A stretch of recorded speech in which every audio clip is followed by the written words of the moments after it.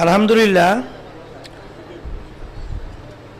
মাদ্রাসার আপনার মুজাহিদ কমিটির মাধ্যমে যে আয় হয়েছে সে আয়ের হিসাব আলহামদুলিল্লাহ আপনার ঢাকা বিভাগীয় শাহ মুজাহিদ কমিটি 3,37,41,181 টাকা বলেন আলহামদুলিল্লাহ।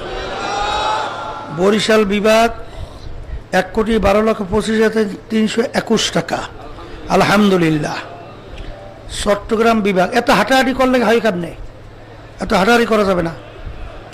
49,65,13 টাকা বলেন আলহামদুলিল্লাহ। খুলনা বিভাগ 45,205 টাকা বলেন আলহামদুলিল্লাহ।